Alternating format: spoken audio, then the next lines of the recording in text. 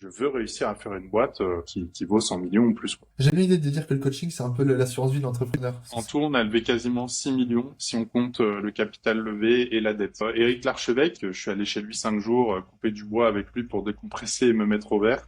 On a réussi à faire une première levée de fonds de 400 000 euros sur la boîte quand on était encore étudiant. En soi, on rêve tous d'être un CEO d'une fintech B2B qui fait des milliards. Les boosts directement depuis Instagram fonctionnent mieux. On a toujours été un peu hybride comme modèle. On a toujours été un peu service et un peu produit. Moi, quand je me suis lancé en 2014, je regardais les vidéos d'Oussama, Coup d'État. Et un jour, il m'a envoyé un message et il m'a dit, écoute, je trouve que c'est incroyable ce que vous avez fait. Je pense que ta boîte, elle a des limites, mais que ta seconde boîte, ça sera une tuerie. Et donc, j'aimerais bien créer une relation avec toi. On a été consulté par le ministère quand ils ont mis en place leur projet de dématérialisation. Ce qui te reste en soi, au-delà de l'apprentissage, c'est quand même le réseau. Forcément, tu as un réseau que tu gardes en soi. La boîte, elle avait des dettes, elle avait 3 millions de dettes. Là, je suis à Lisbonne, je fais mon coaching, j'ai mes quelques clients par mois, ça tourne bien. Je fais entre notes. En tout cas, Aurélien, merci beaucoup du coup de venir ici dans Offcast pour parler, on va dire, de ton parcours que je trouve super intéressant. Tu vas en parler juste après. J'ai pas envie de résumer ton parcours parce que il y a peut-être des étapes, on va dire, que j'ai un peu loupé. Mais on va dire que tu as fondé Algar pendant 9 ans, une boîte qui a levé beaucoup de fonds auprès de grands investisseurs. Éric Larchevêque, non, c'est pas lui qui avait investi chez toi? Ouais, ouais, notamment, ouais. Ça. T'avais fait une boîte qui au début, je pense, c'était plus ou moins classique. Après, t'as vraiment voulu la scale à fond, lever des fonds. T'es également très proche de Oussama Mamar. Récemment, du coup, t'as totalement arrêté Algar pour penser dans un nouveau business dont j'aimerais beaucoup parler. Mais avant qu'on parle vraiment de toi et de ton parcours, j'ai une première question à chaque fois. C'est quoi la chose qui était game changer que t'as faite la semaine dernière pour ton business? La semaine dernière, Ouais, la semaine dernière. euh, hum, alors attends, laisse-moi une seconde. La semaine dernière, ta, ta, ta. Bah alors, je sais pas encore si c'est game changer, mais j'ai pris une première personne pour m'aider, notamment sur mon setting sur Instagram. En gros, je fais des publicités et du contenu sur Instagram pour engager avec des followers qualifiés que je peux éventuellement aider dans leur boîte.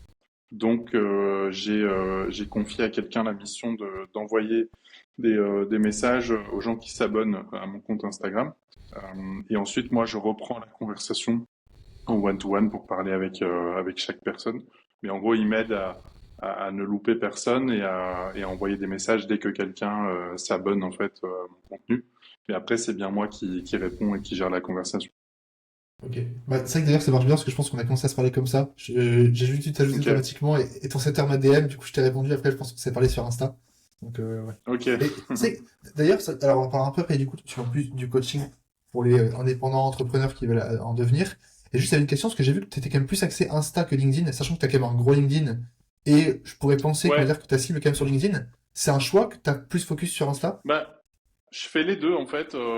Maintenant, c'est vrai que mes clients viennent plus d'Insta parce que j'ai l'impression que c'est plus facile pour engager avec les gens, tu vois, avec les stories, les DM et tout. Ouais. Mais j'essaie de publier entre 4 et 5 fois aussi par semaine sur LinkedIn depuis longtemps. Donc en fait maintenant j'ai trois réseaux, c'est Insta pour le format short plus engagement en story et prospection. Et il y a que sur Insta aujourd'hui aussi où je fais de la publicité vraiment des ads quoi payantes.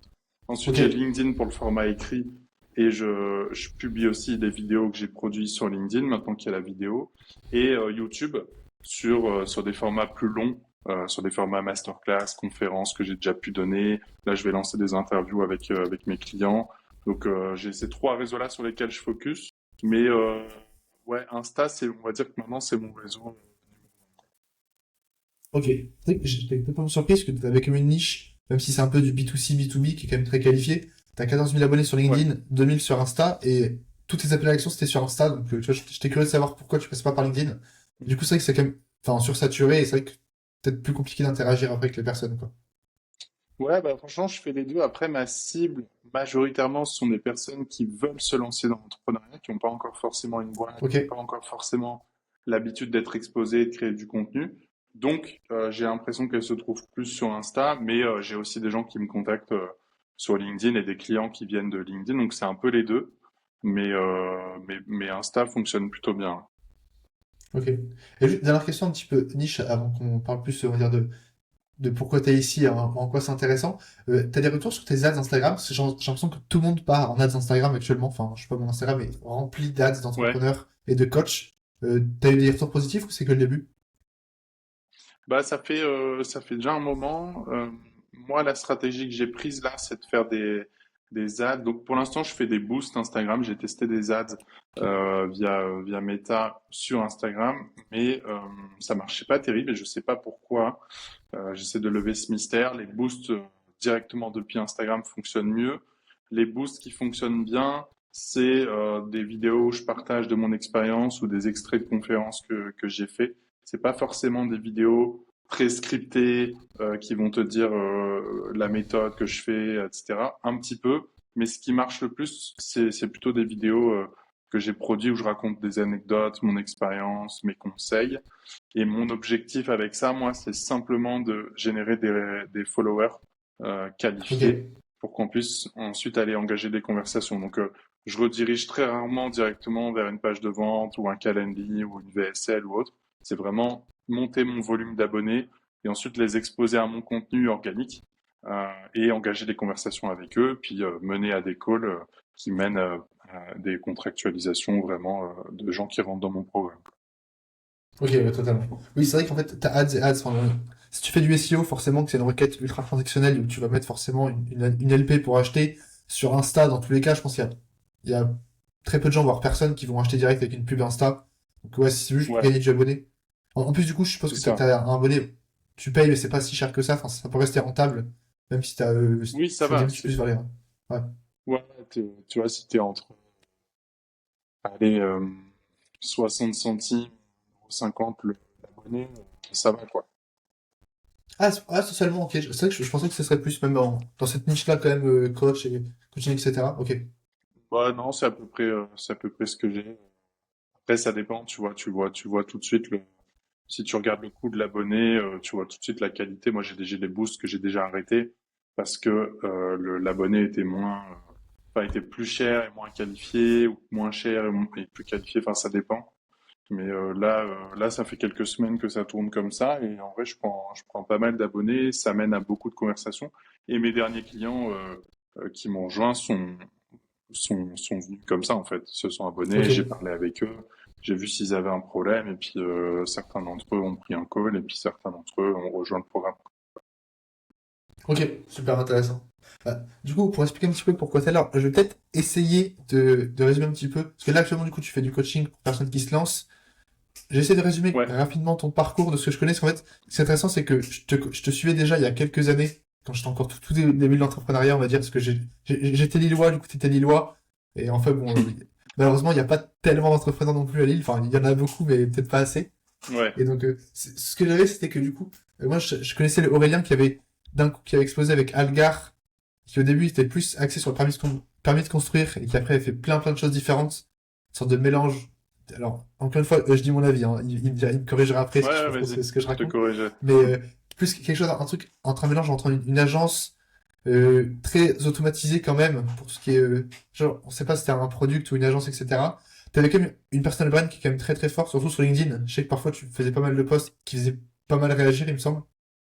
Mhm. Je t'avais également vu parce que t'étais dans des vidéos de Oussama Hamar, tu partais en vacances avec lui, t'as fait des podcasts également avec lui. Je sais pas à quel point vous êtes proches, mais c'est vrai que je trouvais ça intéressant.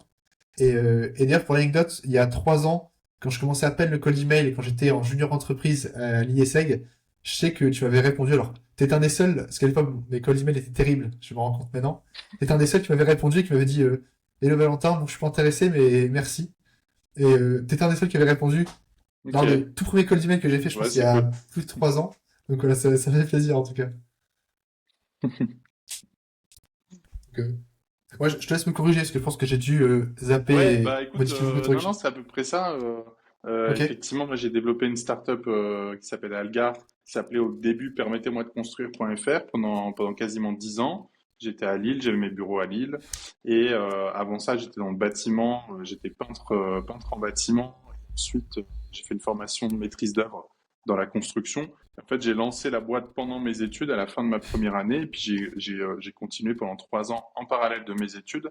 Après, j'ai fait une école de commerce. Et donc, effectivement, au début, quand je me suis lancé, j'étais d'abord freelance et ensuite, c'était une sorte d'agence où on aidait les particuliers à obtenir leur permis de construire en s'occupant de leur dossier d'urbanisme, leurs plans, s'occuper de la mairie, etc. à leur place. Et puis petit Ok. à petit, ça s'est transformé en fait, ça s'est productisé et on en a fait un service en ligne disponible à l'échelle nationale avec vraiment une interface, un produit, un process, une digitalisation totale du process. Mais on est resté très focus sur, sauf à un moment on avait testé d'autres choses, mais on est très vite revenu sur le service. Je t'aide à obtenir un permis de construire en ligne, d'abord pour les particuliers, et ensuite, au bout de quelques années, on a ouvert notre offre pro qui s'appelait Algar Pro, et on faisait la même chose pour des pros pour avoir de la récurrence d'achat dans notre modèle. Mais on était très vertical sur ce service, on proposait rien d'autre. Ok. Juste pour bien comprendre, Donc c'est un modèle un petit peu comme ce donc qu'on ça voit c'est avec pour... Legal. Ouais, vas-y.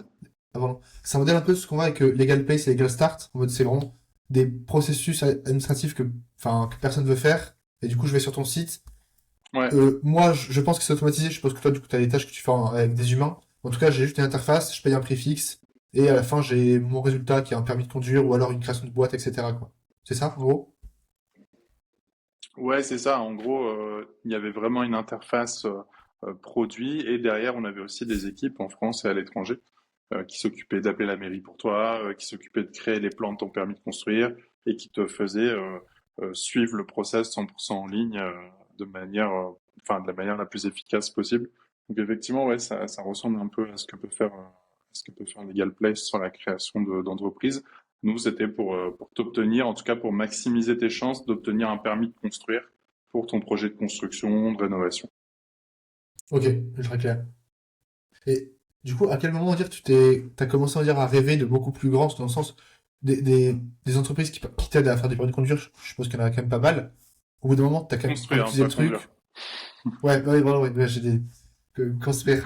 Et au bout d'un moment, t'as quand même eu pas mal d'ambition. Parce que, alors, je sais pas si t'as levé des fonds ou alors si c'est venu après. À quel point tu t'es dit, ok, peut-être que je peux faire un truc, genre, vraiment énorme. Ouais, bah c'est venu au fur et à mesure. Au début, quand j'ai commencé pendant mes études, j'étais en freelance, je faisais ça tout seul. Et puis rapidement, je me suis dit en fait, on pourrait faire ça dans toute la France. Comment on peut faire? Je me suis associé et après avec Maxime, mon associé et cousin. Et là, on était en fait, moi j'étais en alternance en école de commerce et chez Leroy Merlin France, j'étais au service e-commerce. Ok, Et ils me laissaient en fait développer ma startup aussi pendant mon temps d'alternance. Et en fait, là, on a commencé à bosser sur des modèles qui pouvaient nous permettre de scaler. Et en fait, la particularité, c'est qu'on a réussi à faire une première levée de fonds de 400 000 euros euh, sur la boîte quand on était encore étudiant. Donc, on était deux, ok, on avait quelques clients, la boîte tournait, mais c'était pas encore un gros truc. On était au tout début du OK, comment on fait ça à grosse échelle? Et à ce moment-là, on a réussi à faire cette levée de fonds. Et donc là, on est parti après dans un schéma très start-up, innovation. On scale le truc, on en fait un produit. Puis après, on a relevé des fonds par la suite. Mais c'est vraiment à ce moment-là qu'on s'est dit, OK, on passe d'une petite agence où on fait tout à la main à on fait un service digital à plus grosse échelle. ok, ouais, je vois. C'est vrai que justement, c'était ma question, parce qu'en général, par principe, une agence qui fait du service n'a pas besoin, on va dire, de lever des fonds. Du coup, c'est parce que Ouais.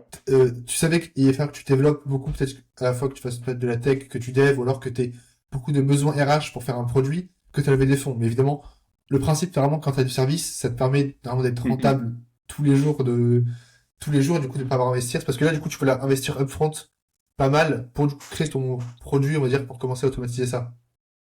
Ouais, alors c'est venu au fur et à mesure. Je sais pas trop quel état d'esprit on était à ce moment-là, mais c'est vrai qu'au début on était vraiment en mode service. Après on a scalé avec des freelances, et puis après on est revenu à un truc différent. Mais on a toujours été un peu hybride comme modèle, toujours été un peu service et un peu produit. Euh, et, euh, et en fait on a trouvé le modèle ensuite comme ça. Bon, il y avait beaucoup de challenges, c'était très difficile à scaler. Mais tu vois, on avait mis en place des équipes en Tunisie, à Madagascar. On avait plus de 50 personnes en externe. Et en interne, on est monté une trentaine de personnes. Donc effectivement, il fallait pas mal de people, même si c'était en interne ou en externe. Mais c'est qu'au bout de quelques années, on a vraiment réussi une digitalisation complète du process. Mais ça nécessitait quand même effectivement pas mal d'humains pour la partie opération, créer tes plans, appeler les mairies, envoyer les dossiers, etc. Donc c'était très difficile, mais on a quand même réussi à lever cet argent parce qu'on avait une vision de, bah, OK, à terme, on va faire quelque chose de 100% digital et on a réussi à convaincre ces investisseurs de nous suivre. Et parce que le modèle aussi était complètement inconnu. En fait, il y avait personne qui faisait ce qu'on faisait. Il y avait que des boîtes Mm. concurrentes qui faisaient ça à petite échelle, très locale, en mode vraiment petite agence. Et nous, on s'est dit, OK, on va essayer de scaler ça et être la première plateforme sur laquelle tu peux demander ton permis de construire. Donc, c'était un défi qu'on s'est lancé et ils nous ont suivis à ce moment-là. T'as raison de préciser qu'en fait, personne ne le faisait dans ton secteur parce que dans ce podcast-là, le schéma de j'ai une agence, je fais du service, je me dis que je peux faire un produit, du coup je lève des fonds, c'est ultra classique quand tu fais du marketing Ouais. dans tous les secteurs possibles. Mais c'est que toi, t'étais dans le, alors, pas dans le BTP, mais c'est que t'étais dans un secteur en général qui aime vraiment old school, etc., que peu de gens automatisent. Et c'est là où, du coup, t'as été la seule personne à penser à faire un truc classique qui est je vais monter une startup, alors que ton truc, enfin, est pas trop sexy et a priori, on va dire, n'est pas automatisable. Ouais, c'est ça. En fait, il y avait une grosse partie automatisable sur notre business, mais il y avait une partie résiduelle où on peut pas l'automatiser à 100%, parce qu'aujourd'hui, tu as encore besoin de dessinateurs qui vont créer les plans des permis de construire, etc. Après, dans toute la partie process, logistique et tout, on a réussi à trouver des solutions d'automatisation, euh, mais en back-office, il y a quand même quelques opérations. Tu vois, lui, le client, il pouvait demander ce qu'on dépose son permis de construire dans une des 36 000 mairies en France.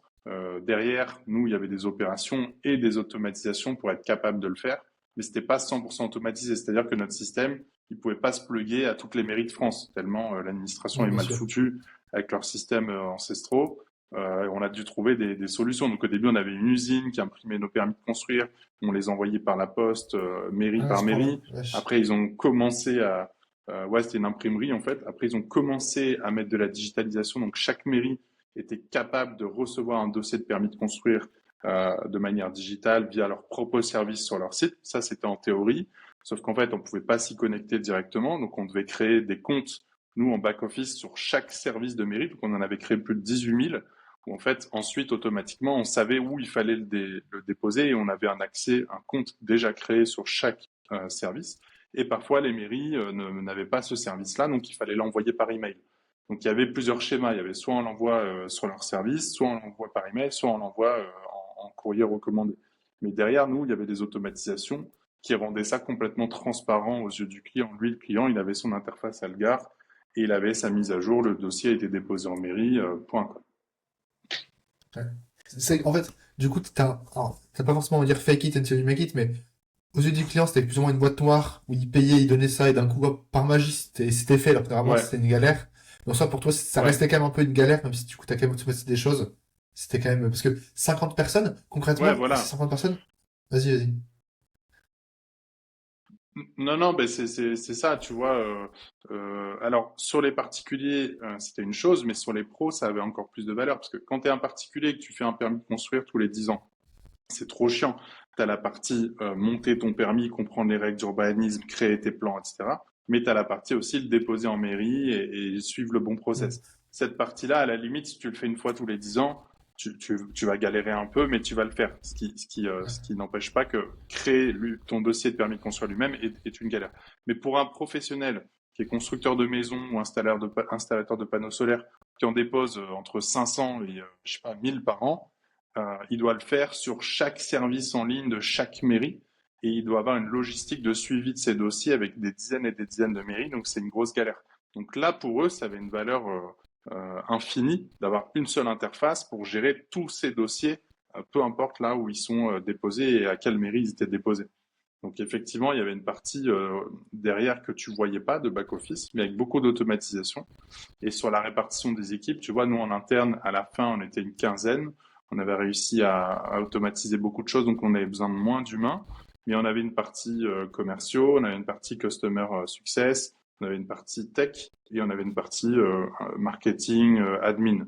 Mais en externe, à Madagascar, on avait monté une équipe de plus de 30, ils sont montés même à 40 dessinateurs, projeteurs, designers, des gens qui géraient la logistique, qui appelaient les mairies pour relancer, qui scannaient le courrier. Par exemple, nous, on avait une boîte email Mm. et une boîte aux lettres chez nous.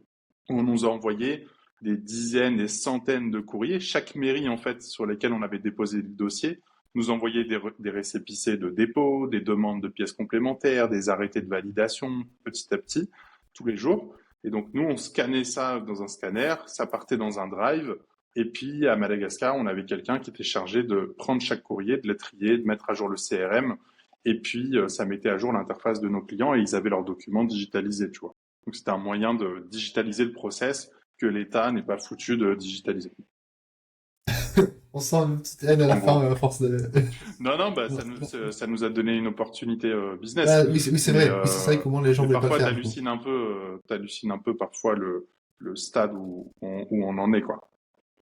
Et est-ce que t'étais devenu assez gros au point où t'arrivais à te faire venir questionner l'État ou les mairies en mode, ah, lui, il le fait, donc peut-être qu'on va quand même le faire un peu en mode automatique. T'as eu des discussions quand même avec des personnes au Ouais. passé pour changer un peu ça ou pas? Ouais, bah moi j'étais ambassadeur du réseau French PropTech et du coup on a été consulté par le ministère quand ils ont mis en place leur projet de dématérialisation. Je suis allé au ministère, on a rencontré la ministre, on a participé au truc, on a donné nos recommandations. Pendant le Covid, toutes les instructions de permis de construire, elles étaient suspendues parce qu'en fait, ils n'étaient pas capables d'instruire des permis de construire sans que tu aies quelqu'un présent dans la mairie. Et donc, on nous avait consulté même pour développer une interface qui permettait de digitaliser le truc en last minute. Bon, ça s'est pas fait finalement parce que le temps qu'ils prennent la décision, le Covid était fini. Mais ouais, on a eu une voix, on a une voix qu'on a portée sur ce secteur. Ok. Et du coup, en tout, t'as levé jusqu'à combien pour développer tout ça? Parce que du coup, je suppose que t'as fait plusieurs levées de fonds. Ouais, en tout, on a levé quasiment 6 millions si on compte le capital levé et la dette. Donc en gros, on a levé Ok. à peu près 3 millions de capital, voire un peu plus, 3 millions et quelques, et 3 millions de dettes. Ok. Et tu vois, par exemple, alors je sais que du coup, t'as un investisseur qui était Eric Larchevêque, je sais pas si t'en as d'autres qui sont plus ou moins connus, on dirait, en tant que business angel. Comment t'arrives à avoir un Eric Larchevêque, du coup, qui investit dans ta boîte? Bah justement, j'ai fait un post LinkedIn là-dessus ce matin, c'est marrant que t'en parles. En Ok. gros, En moi, description, la je le première mettrai. levée de fonds, ouais, carrément. La première levée de fonds que j'ai faite, c'était donc les 400 000 euros, c'était avec un fonds d'investissement régional qui avait investi sur nous. Et 18 mois après, on devait faire une levée intermédiaire d'1 million. En gros, on levait 500 000 en capital et 500 000 en dette avant de faire une série A de plusieurs millions. Et à ce moment-là, moi, je voulais faire entrer des business angels dans la boîte pour avoir de l'argent, mais aussi des conseils et de l'accompagnement. Et Ouais, bien Éric sûr. Larchevêque, il était venu à Euratechnologie, là où j'avais ma boîte, euh, pour un concours de pitch auquel j'avais participé. Il était dans le jury. Et c'est marrant parce qu'à cette époque-là, il faisait pas encore l'émission Qui veut être mon associé. Mais je Ok. me suis retrouvé un peu dans Qui veut être mon associé, quoi. Et donc, j'ai gagné le concours de pitch et il m'avait posé quelques questions que j'avais trouvées super intéressantes. Il avait tout de suite compris la vision qu'on avait avec Algar. Et le lendemain, je lui ai envoyé un email pour lui dire bah, merci beaucoup, c'était super de te rencontrer, d'avoir tes questions. Et by the way, on cherche des investisseurs, est-ce que tu veux investir? Et là, 1 heure après, j'ai son assistante qui m'a appelé et qui m'a dit Eric peut vous recevoir cet après-midi chez Ledger. Est-ce que vous êtes disponible? Donc, bien sûr, j'ai dit oui, j'ai sauté dans un train, j'ai fait Lille-Paris, je suis allé le rencontrer chez Ledger. On a pris un café ensemble pendant 40-45 minutes et il m'a dit ok, je te donne ma réponse dans 24 heures. Et 24 heures après, comme promis, il m'a envoyé un email, il m'a dit c'est ok, je vous suis, je mets 50 000 et je vous accompagne. Et donc là, on l'a fait rentrer au capital et il remettra 100 000 euros quelques mois après et on le mettra au board avec nos autres investisseurs. Donc c'est vraiment quelqu'un avec qui j'étais proche, que j'avais régulièrement en call, qui me conseillait, qui me coachait. J'allais même chez lui parfois. Tu vois, dans mon post, j'explique que je suis allé chez lui 5 jours, couper du bois avec lui pour décompresser et me mettre au vert. Et j'avais du Ah ouais, genre coaching trop en bien. fait personnalisé avec lui, quoi. Donc c'était hyper cool. Et tout ça, c'était bien avant M6 et qui veut être mon associé. Mais moi, je le suivais déjà depuis un moment. Donc je trouvais ça hyper intéressant. Donc je suis allé chercher quelques business angels comme ça, soit que j'ai croisé, soit que j'avais dans mon entourage, soit que j'ai démarché complètement à froid. Et Eric, ça a été vraiment un super accompagnement parce que tu vois, comme je dis dans mon post, il a toujours été d'un soutien conditionnel et même à la fin de la boîte, tu vois, la boîte elle a fini de manière difficile, on n'a pas réussi à la vendre, on était en burn-out avec mon associé, on l'a mise au tribunal, elle a été rachetée au tribunal, on pourra revenir là-dessus. Mais je lui ai dit, je suis désolé de pas avoir réussi à te rendre ton argent et de t'avoir fait gagner de l'argent parce que tu nous as fait confiance. Hmm. Et il m'a dit, écoute, c'est la vie. Maintenant, ce qui compte, c'est que tu rebondisses sur un autre projet. Donc, il m'a jamais blâmé de ne pas avoir réussi la vision que je lui avais vendue. Il sait que j'ai fait le maximum. Et c'est là où tu reconnais un bon investisseur. C'est déjà, il a pris sa décision hyper vite quand il a investi. Moi, j'ai déjà rencontré des gens pour mettre 5 000 euros, il leur faut 6 mois pour réfléchir. Lui, il m'a Ouais. dit oui ou non. Il m'a dit dans 24 heures, je te dis oui ou non. Et il l'a fait et il l'a mis. Et après, on a pu compter sur lui quand on avait besoin d'argent. Il a remis de l'argent. On a pu compter sur lui quand on avait besoin de quelqu'un de fort au board. Il a été au board. Et même à la fin, tu vois, quand on a raté, il m'a dit, ben, c'est pas grave, tu vois. Donc ça a été vraiment un super business angel. Ok, ouais, super intéressant. C'est vrai que pour le coup, j'ai cette image de chez lui, parce qu'il le montre dans M6 du coup, avec sa grande ferme paumée dans les bois, à couper du bois. Donc ouais, franchement, être 5 jours chez Eric Archevêque à couper du bois, ça doit être sympa, ouais. Ouais, bah c'était vraiment pendant les travaux. C'était en 2020. Ouais. Et c'est du coup là, quand alors t'as peut-être Eric et d'autres, du coup tu lèves en tout 6 millions, du coup peut-être plus 3 millions de pure, on va dire, levée de fonds auprès de VC par exemple. Comment tu te sens? Parce que là du coup tout marche bien en vrai, alors je sais pas à quel stade t'en es, je sais pas si t'en as 30, 40, t'as quand même beaucoup de fonds. En vrai, je suppose que t'es quand même plus ou moins seul sur ton marché en France, voire même peut-être en Europe ou même plus loin, tu vois, je me rends pas compte à quel point. Comment tu te sens à ce moment-là où tu dis ok bon bah c'est bon là ça va être fort quoi.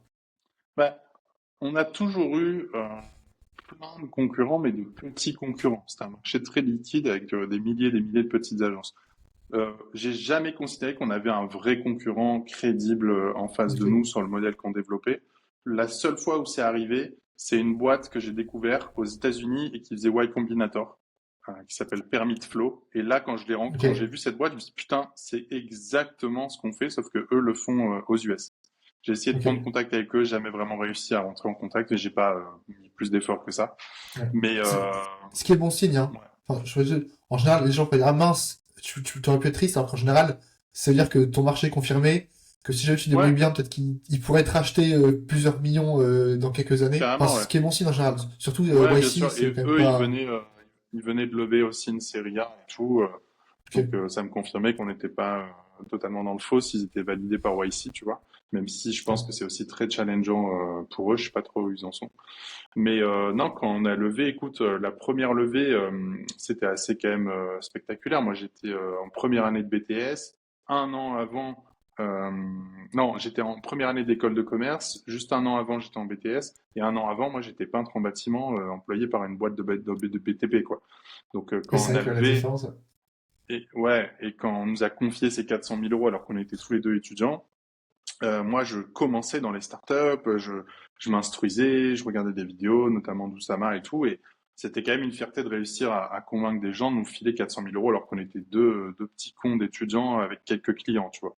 Donc ça, c'était assez ouf. Après la levée de fonds de 2021, on était censé la conduire en 2020, mais il y a eu le Covid, à ce moment-là, on avait fait un bridge, on a pris de la dette et on a décalé la levée de fonds d'un an. Et on a bossé avec un leveur de fonds pour y arriver. Elle a été très très difficile. On a eu très peu de propositions. Au final, on a eu une term sheet de 2 millions de EDF, du groupe EDF, via son fonds d'investissement, et d'autres business angels qui ont remis au Ok. pot, et d'autres business angels que j'ai fait entrer à ce moment-là. Mais en fait, la boîte avait ses limites en termes de modèle, tu vois, en termes de modèle de scalabilité qui n'était pas infini, comme on en parlait, sur le modèle vraiment mi-agence, mi-produit. Donc, il y avait très peu de purs VC de la place parisienne qui voulaient Ouais, y parce que aller. ils s'étaient pas intéressés, Euh, ouais. C'était ouais, pas la voilà, moi tech, j'ai dû en c'était pas... rencontrer Ok. 40 et à chaque fois on me disait, ben, c'est incroyable ce que vous avez réussi à faire. Aurélien, tu es un super entrepreneur, mais je vais pas investir parce que pour moi, c'est pas le modèle pas le type de boîte que je recherche. Donc ça a été très difficile, très frustrant, mais on a quand même réussi à avoir une term sheet, donc on l'a prise. Et à ce moment-là, on avait failli être racheté par une boîte qui nous avait proposé un deal, et finalement ça s'est pas fait parce que c'est passé en comité chez eux, puis ils ont priorisé d'autres projets.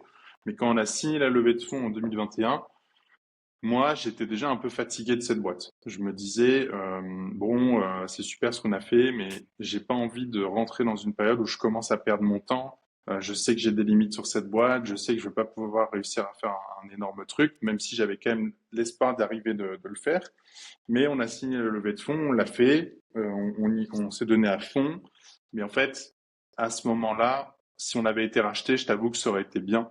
Parce que c'est Ouais. à partir de ce moment-là, même si ça a été incroyable après, que ma motivation, mon énergie a commencé à descendre. Peut-être un an après, tu vois, à peu près 2022. Là, ça a commencé à être dur parce que je voyais les limites, ça prenait pas comme on voulait, ça scalait pas, le chiffre d'affaires scalait pas comme on voulait. Et donc là, jusqu'à fin 2023, ça a été un peu la descente aux enfers. Et, euh, et voilà, on a fait notre max, quoi. Parce que quand tu dis coup de descente sans faire, c'est t'avais moins de CA ou alors ça stagnait, t'avais quand même la pression des investisseurs qui forcément à chaque fois veulent on va dire un ROI. T'avais un CA de, enfin t'es monté jusqu'à combien de CA en soi? On est monté à 1,5 million environ. Ok. Euh, Quand on a fait la levée de fonds, on commençait à peine le B2B, donc c'était essentiellement B2C, et on sortait de la période Covid, qui avait été un booster pour nous, parce que pendant le Covid, tout le monde voulait faire des Ouais, travaux chez forcément, oui. eux, tout le monde était concentré là-dessus. Après, ça a redescendu, et puis on a lancé le B2B, qui a mis du temps à prendre, on a mis du temps à trouver le bon modèle, le modèle économique, le modèle de delivery, il fallait changer le produit aussi, qui n'était pas au début adapté aux pros, parce qu'au début, c'était fait pour des particuliers qui demandaient un permis de construire, et puis c'était tout. Là, maintenant, il fallait rentrer dans une logique. Il fallait faire un SaaS avec un produit où tu suis tes différents dossiers, tu peux les classer, machin, donc il a fallu faire évoluer tout le produit. Ça a mis du temps. On a mis du temps et on a eu beaucoup de difficultés à structurer des équipes sales efficaces. Et une des grosses erreurs que j'ai fait, et je pense que je referai plus, c'est que on a levé des fonds, donc on s'est dit c'est bon, faut scaler. On met des équipes sales. Et j'ai mis des sales pas forcément toujours très qualifiés. J'ai mis un manager sales qui n'était pas non plus le meilleur manager, qui était un bon sales, mais que j'ai fait passer en manager et qui n'était pas le meilleur. Et j'ai trop délégué ce sujet-là. Et à y refaire, j'aurais pas mis en place d'équipe sales, j'aurais mis que des commerciaux. J'aurais mis que un ou deux commerciaux un peu bruts et j'aurais gardé le leadership sur le sales B2B parce qu'en fait, le fondateur est le meilleur commercial de la boîte. On peut dire ce qu'on veut, mais c'est le cas, tu vois. Je dis pas que je suis meilleur que tous les commerciaux, mais on n'était pas dans un product market fit assez avancé sur le B2B pour être en mesure de bien déléguer des équipes sales, de bien recruter, de bien les manager et de bien les faire vendre. Et du coup, on a pris beaucoup de retard sur les chiffres. On a réussi quand même des belles choses, tu vois. On a signé plein de pros. On a même eu des contrats qu'on a signés qui nous rapportaient près de 100 000 euros de chiffre d'affaires par an avec des plus gros comptes. Mais beaucoup trop lentement. On a cramé beaucoup de cash entre deux. On a fait le rebranding. On est passé à Algar. On a investi beaucoup en marketing. On a fait une pub télé. On pensait vraiment qu'on était au moment où on pouvait scaler, alors qu'en fait, pas tant que ça. Et au bout d'un moment, notre énergie descendait. On avait beaucoup de problèmes aussi RH. Tu vois, on n'a pas été les meilleurs managers. On n'a pas été les meilleurs recruteurs. Je pense qu'on n'a pas tout fait mal. On a aussi fait en sorte que les gens qu'il y ait des gens qui se sentent bien chez nous et qui aient une belle expérience. Mais tout ça nous pesait, en fait. On en avait marre du quotidien, on avait marre de gérer les équipes, le business stagnait, ça devenait de plus en plus difficile. Et donc on est allé jusqu'à fin 2022 et puis on s'est dit 2023, ce sera notre dernière année. Il faut qu'on vende la startup. Il y a beaucoup de boîtes qui nous tournaient autour. Donc on a convoqué le board, on en a parlé à Eric, on en a parlé au reste du board et puis finalement on les a mis autour de la table et on a signé un mandat avec une banque d'affaires pour essayer de vendre la startup et trouver un grand groupe qui voulait nous racheter, nous intégrer et continuer à la développer. Et donc on a lancé ça début 2023. Ça a duré 8 mois. J'ai dû rencontrer peut-être 50 boîtes. À la fin, il y en avait plusieurs qui étaient sur la ligne d'arrivée pour nous racheter, dont une très grosse qui vient d'entrer au CAC 40. Et l'offre est jamais tombée en fait parce que notamment, essentiellement, je vais dire, la boîte elle avait des dettes. Elle avait 3 millions de dettes. On faisait 1 million de chiffre d'affaires, 1,5 million maximum. Elle n'était pas encore rentable. Fallait remettre un peu d'argent pour investir, même si on n'était pas très loin. On avait fait vraiment gros travail sur les coûts, mais c'était pas assez stratégique pour les boîtes pour se dire de débourser un montant qui correspondait à une valo qu'on avait atteint pour nous racheter et reprendre les dettes. Donc en fait, à la fin, les boîtes nous ont dit bah non, on n'ira pas. Il nous restait une boîte en lice, elle est tombée aussi. Et puis là, on a convoqué nos investisseurs. Ça faisait 8 mois que ça durait. Moi, je gérais le process de vente, je gérais les banques. J'avais fait une procédure de sauvegarde avec le tribunal pour geler les dettes pendant ce temps-là. Je gérais les investisseurs avec qui on avait négocié un bridge pour remettre de l'argent qui était conditionné au fait qu'on obtienne une offre avant le 1er novembre. Enfin, on avait une pression max de tous les côtés.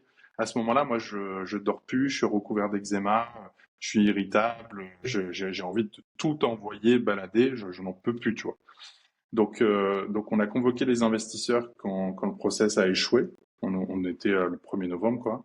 Et on leur a dit, bah, deux solutions. Soit faut remettre de l'argent il faut se donner un an de plus pour remettre les comptes à flot et essayer de vendre plus tard et renégocier les dettes. Mais vous devrez mettre moi je leur ai dit, vous devrez mettre un autre CEO parce que moi j'en peux plus. Ok. Soit on met la boîte en redressement judiciaire et on a une boîte au moins qui peut nous racheter à la barre du tribunal. Donc vous perdrez tout votre argent, moi je gagnerai rien, mais on va sauver l'activité. Et donc ils se sont pas battus pour la première option. Ils se sont bien dit que sans les fondateurs, ça allait être très compliqué. Donc on est parti sur la deuxième option, la mise au tribunal. Et on a fait un plan de cession accéléré et la boîte a été rachetée pour ses actifs en fait. Donc la structure juridique a été liquidée, mais les actifs, les salariés, une bonne partie des salariés, les contrats fournisseurs, la tech, les clients, etc. Tout ça a été remis dans une structure juridique de la boîte qui nous a racheté et on a redémarré l'activité sous une autre structure juridique. Mais c'est que les actifs qui sont repris, donc évidemment, il n'y a pas de retour sur investissement pour les investisseurs ni pour les fondateurs. Moi, j'avais encore 30% de ma boîte. À ce moment-là, la boîte était valorisée 8 millions d'euros sur la dernière valorisation. Mes actions, elles valaient 2,5 millions. Sur le papier, j'étais millionnaire. Dans les faits, personne nous a racheté, donc le cash n'est pas venu sur mon compte. Donc je suis passé j'ai potentiellement un patrimoine de 2,5 millions à j'ai zéro. Euh, et mes investisseurs aussi. Et la boîte qui a racheté la startup nous a repris mon associé et moi en fait en freelance pour faire une transition pour au moins 6 mois pour redémarrer l'activité, les aider à comprendre comment ça fonctionne. Et en fait, au bout de 2 mois, moi j'ai décidé d'arrêter parce que c'était plus ma boîte, parce que j'étais à bout, j'étais dans une situation où il fallait que j'arrête, il fallait que je coupe le cordon avec mon ex en fait, tu vois. Donc j'ai arrêté et je me suis lancé dans ADN Coaching, dont on pourra parler, mais voilà un peu comment ça s'est fini. Ça a été très dur, moi à ce moment-là. Je rendais mon appartement, je vendais tous mes meubles, ils sont venus me chercher ma bagnole, qui était une bagnole de fonction, et je partais habiter chez des amis. Je suis allé habiter chez des amis pendant un mois à Lille. Après, je suis allé un mois à Dubaï, chez Oussama. Après, je suis revenu à Lille, je suis reparti chez des amis. Et puis après, j'ai repris un co-living, j'ai repris une coloc, etc. Pour quelques mois après, là, depuis le mois de septembre, déménager à Lisbonne. Et donc, c'était une période très compliquée. Mais maintenant, ça va beaucoup mieux, quoi. On va dire que c'est digéré. Parce que, pourquoi ils sont... Enfin, t'as dû vendre ton appartement parce que t'avais des dettes perso ou pas? Parce que non. Non, j'ai pas, C'était segmenté. juste une location, mais à Ok, ce tu l'as moment-là, rendu, enfin oui. Ok. quand on a mis la boîte en redressement, on n'avait plus le droit de se payer, même si on avait un peu de trésor, parce que en fait, tout est priorité Ah oui, aux ouais, salariés, aux banques et tout. forcément. Les dirigeants n'ont plus le droit de se payer, donc moi, il fallait que je réduise instantanément mes dépenses et la voilure. Donc, euh, donc j'ai tout vendu et j'ai tout dégagé, quoi. Ouais. Qu'est-ce que ça t'apprend de passer de... Alors, en soi, bon, pas du jour au lendemain, parce que forcément tu te sentais, on va dire, voir la chose arriver, ou t'as pas de levée de fonds, tu commences à être fatigué, mais Hmm. là, je peux me faire un cash-out, je peux prendre 2,5 millions, alors, effectivement, avec les impôts, etc., enfin, si, ça reste, on va dire, un gros cash-out. Ah, bon, bah, là, j'ai plus rien. Alors, évidemment, c'est pas le cas, mais sur le coup, tu dis, bah, attends, j'ai bossé 10 ans pour rien. Alors, évidemment, à chaque fois, t'apprends, au final, c'est pas le cas, mais je Ouais, pense que sur le coup, ça arrive à n'importe qui, tu te dis qu'au final, tu t'as bossé 10 ans pour rien et que t'as plus rien. Qu'est-ce que ça t'a appris, du coup, de vivre ça? beaucoup de choses, hein. Déjà, j'ai toujours vécu avec le risque de me dire demain ça peut s'arrêter. C'est fragile. J'ai toujours eu ça en tête, jamais eu peur de me dire bah demain ça s'arrête, je repars, tu vois, je fais autre chose. Mais quand ça arrive, c'est autre chose. Et en fait, ce que j'ai appris, c'est que ça restait une start-up risquée, incertaine, pas encore rentable, même si on a accompli beaucoup de choses que je considère ouf, mais ça restait une start-up pas rentable. Donc tant que t'es pas rentable, t'es tenu un peu, tu vois, par les couilles, quoi. Donc, Ouais. t'as des investisseurs, potentiellement ils remettent pas, t'es pas rentable, t'as des dettes, t'es moins sexy pour être acheté. Donc, à ce moment-là, peut-être que j'ai trop pris la confiance. Ouais, on avait un bon salaire, c'était voté par nos investisseurs, on était à fond et tout, mais peut-être que j'ai trop pris la confiance sur la pérennité à un moment de l'entreprise. Et que j'ai oublié que c'était une start-up méga risquée et qu'en fait c'était encore très incertain. À y refaire, je pense que je serais encore plus prudent là-dessus. Tu vois, là, j'avais pris un super appart, je vivais pas du tout au-dessus de mes moyens parce que on avait un salaire qui était voté, mais on pouvait on pouvait avoir tendance parfois à oublier que ça restait une startup qui c'était très très incertain. Ouais. Donc ouais, ça a été un apprentissage. Mais sinon, je savais que ça pouvait s'arrêter du jour au lendemain. Même si, ouais, tant que ça arrive pas, en fait, tu te rends pas vraiment compte. Tu penses que c'était une erreur ou pas d'être à ce point-là ambitieux et de vouloir lever autant de fonds? Parce que dans le sens, si jamais tu avais peut-être soit levé pas de fonds, soit alors on levait un peu, tu aurais pu développer Algar, donc peut-être à plusieurs millions de chiffre d'affaires, du coup sans dette, bon, ça aurait été moins rapide, etc. Mais tu vois, t'aurais été seul au board, t'aurais pas eu un board, je sais pas, qui vote ton salaire, etc.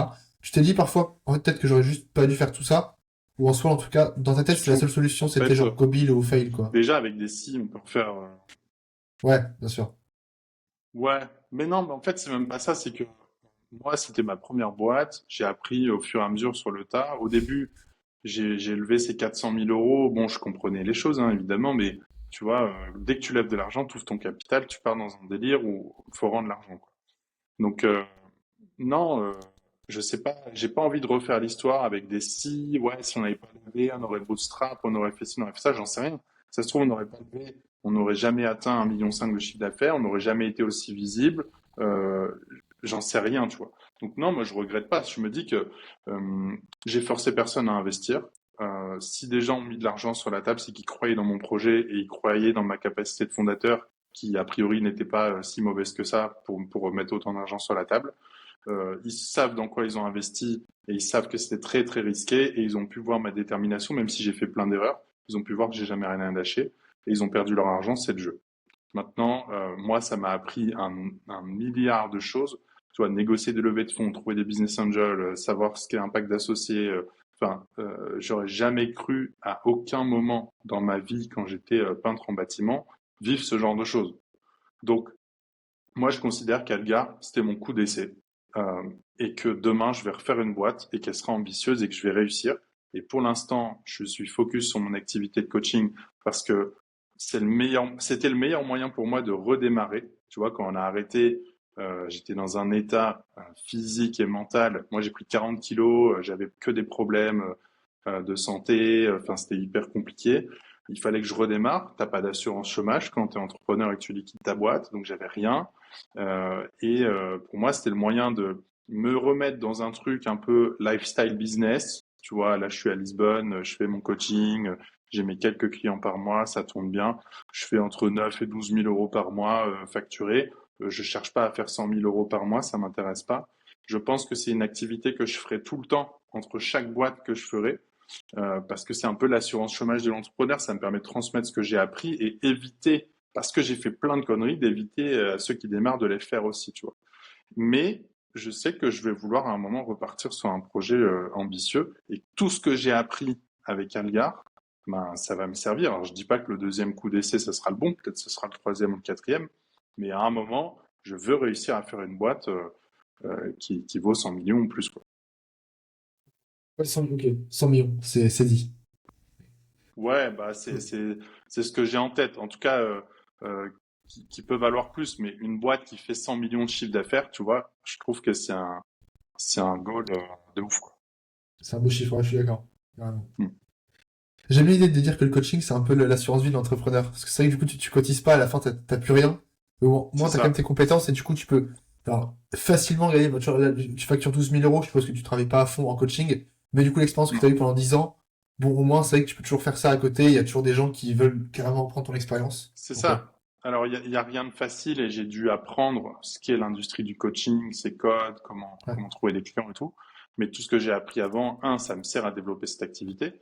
Et deux, tout ce que j'ai appris, ça sert à des entrepreneurs qui se lancent. L'année dernière, j'ai coaché 35 entrepreneurs. C'est des entrepreneurs qui partaient de zéro, qui étaient comme moi, même des étudiants qui étaient comme moi quand je me suis lancé. Donc, même si tu échoues, t'en tires quand même des choses. Tu vois, moi j'ai déjà des personnes qui m'ont dit: ah oui, mais t'as pas réussi ta boîte, comment ça se fait que tu fais du coaching? Comment tu peux apprendre aux gens à faire alors que tu as raté? Moi je réponds: ok, mais t'as pas besoin de Armstrong pour apprendre à faire du vélo. Moi j'apprends pas aux gens à Ouais. faire des licornes, hein. J'ai jamais fait de licorne. J'apprends aux gens de passer de 0 à 1 jusqu'à 1 million de chiffre d'affaires, trouver un product market fit, lever des fonds, trouver des clients, pas faire les conneries que j'ai fait. C'est ça que je leur apprends. J'ai pas la prétention de leur apprendre de faire une boîte qui vaut 1 milliard. Si je fais une boîte un jour qui vaut 1 milliard, ma target d'entrepreneur dans mon coaching, elle changera. Mais pour l'instant, ma target, c'est je pars de zéro jusqu'à 1 million de chiffre d'affaires. Point. Donc, j'estime avoir des choses à transmettre. En tout cas, ça a l'air d'être le cas puisque des gens me payent pour les coacher. Donc, Ouais. c'est la validation du marché, quoi. C'est ça. Je trouve intéressant ce que tu dis parce que à chaque fois, t'as le truc de, enfin, que ça soit, bon, bah, t'as échoué une boîte, du coup, pourquoi t'es pertinent? Ou alors, bah, je sais pas, enfin, tu fais que 10 000 euros, pourquoi t'es pertinent, etc. Alors qu'en soi, à chaque fois, en général, dans le coaching, ce qui marche le mieux, c'est que tu prends une personne qui est un peu plus élevée que toi, qui a fait un peu plus que Exactement. ce que t'as fait. Ouais. Donc, en fait, enfin, Pas, tu peux avoir pas fait, 15 niveaux de plus, quoi. ouais, c'est ça, parce que sinon, enfin, je peux suivre les conseils d'Elon Musk, ça va être pas pertinent, voire peut-être même Mais bien l'opposé de ce sûr. qu'il faut faire, quoi. Donc, ouais, Bien sûr. clairement. Et puis de toute façon, quoi que tu fasses, les gens trouveront que t'es pas crédible. Parce que si tu réussis ta boîte et tu gagnes énormément d'argent et que tu fais du coaching, les gens vont dire, ah bah il est super successful, comment ça se fait qu'il se fait chier à faire du coaching? Et si tu as raté ta boîte, on va dire, ah bah il est pas successful, pourquoi il fait du coaching? Il y a un moment qui accompagne les entrepreneurs? Des startup managers qui ont jamais créé de boîte dans des incubateurs moyens? Bah ça marche pas en fait. Donc moi je pense Ouais. que tout entrepreneur, à un moment, s'il décide de faire du coaching, c'est une bonne chose parce que moi, je dis coaching, mais c'est un mélange de coaching et mentoring. Tu vois, je transmets aussi ce que j'ai Ouais. appris. Donc, je trouve que dans tous les cas, tu es légitime. Si t'as au moins créé une boîte, tu es légitime, point. Ouais, non, mais je suis 100% aligné. En plus, c'est exactement pareil avec le contenu, le coaching. C'est à chaque fois, on se moque des coachs, de coach, mais en soi, bah, c'est le cas tant que t'as une Moi, j'ai personne un qui a coach, fait hein. un peu. Bah voilà, t'as un coach, peut-être, et ton coach, c'est un coach, qui est un coach, enfin, je veux dire, Ouais, on dirait un bien running sûr. gag, mais en fait, c'est T'es exactement ce qu'il toujours le faut. coach Ouais. de quelqu'un. T'es Ouais. toujours le coach de quelqu'un et t'as toujours à apprendre de quelqu'un qui est un peu au-dessus de toi. Donc, c'est facile de caricaturer, mais en fait, la vérité, c'est que pourquoi même c'est un pote à moi, Alexis de Closer, il disait dans une interview, bizarrement, LeBron James, qui est le roi du basket, il a un coach. Et il a un coach qui a un niveau de basket inférieur au sien. Donc si Mhm. LeBron James, il a la capacité de mettre son ego de côté pour se dire j'ai besoin d'être coaché, toi avec ta petite start-up qui démarre de zéro, il y a de fortes chances que tu en aies besoin aussi, tu vois. Ouais, totalement, ouais.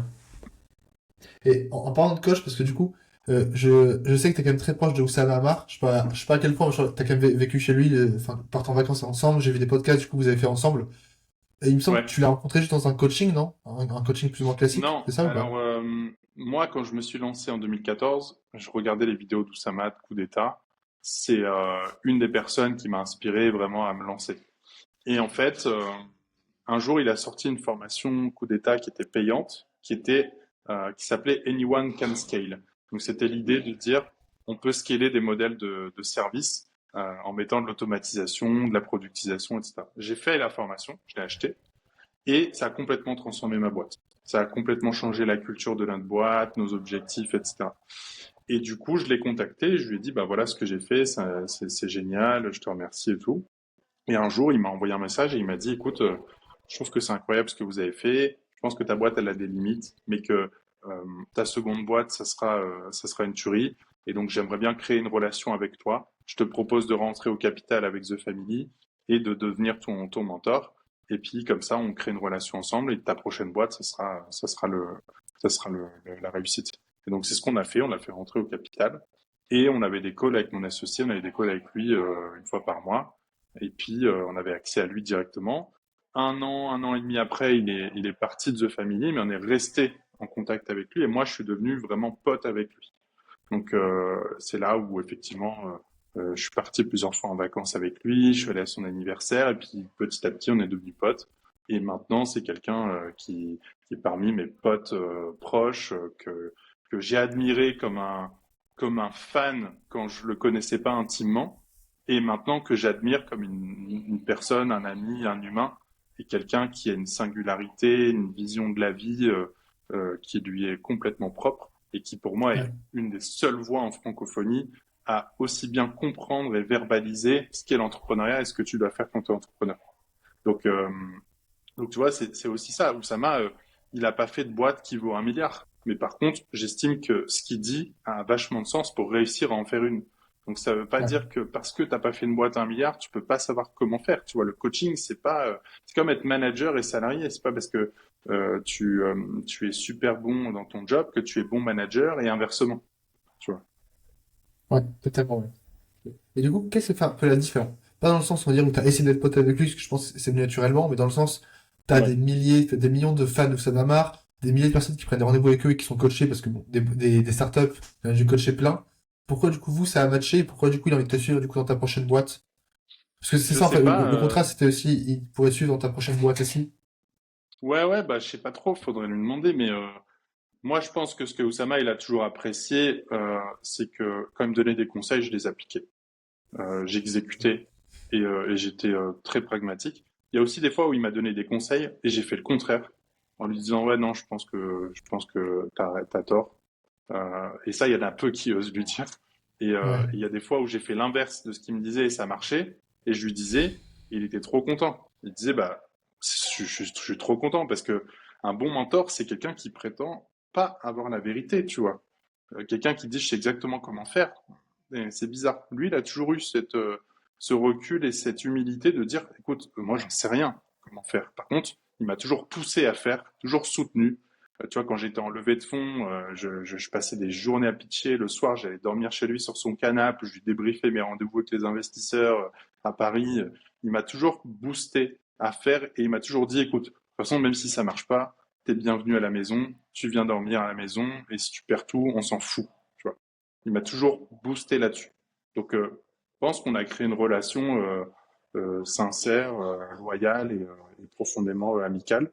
Et que, ouais, j'ai envie de refaire des boîtes. Demain, si je peux l'associer à la boîte que je fais, d'une manière ou d'une autre, je le ferai, tu vois. C'est qu'en plus, je trouve que c'est quand même l'incarnation du fait que même quand tu fais une boîte, une startup, on va dire par classique, où tu pars vraiment de zéro, genre t'as plus de capital, t'as plus de fonds, etc. Ce qui te reste en soi, au-delà de l'apprentissage, c'est quand même le réseau, forcément, si tu as un réseau que tu gardes en soi.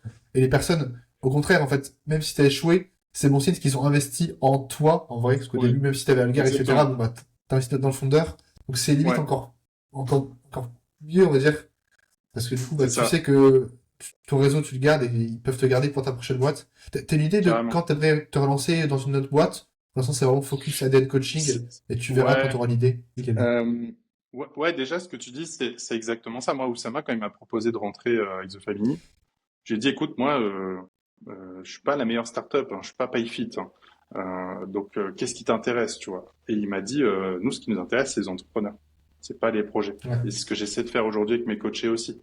Moi, c'est pas les projets de mes coachés qui m'intéressent, c'est eux. C'est comment ils se développent en tant qu'entrepreneurs, comment ils développent leurs skills. Leur business, il peut pivoter, changer, on s'en fout. D'ailleurs, je donne jamais mon avis si c'est une bonne ou une mauvaise idée, j'en sais rien. Et donc, Oussama, ce qu'il a vu, c'est, bah, ok, lui, il a un parcours atypique, il vient de rien, il a été peintre, il a repris ses études, il a levé de l'argent, il était étudiant, il s'est bougé le cul. Donc, euh, sûrement qu'il y arrivera à un moment. Et j'en sais rien, tu vois, si je vais y arriver, si je savais, je suis plein de doutes, hein, comme tout le monde. Mais je pense que c'est ça qui s'est dit, tu vois. Ouais. Et après, je sais pas encore quand est-ce que je vais me relancer. J'ai envie de prendre le temps. Autant quand tu veux faire un truc, il faut l'exécuter très très vite. Mais je pense qu'il faut bien réfléchir et prendre le temps sur quoi tu vas investir ton temps.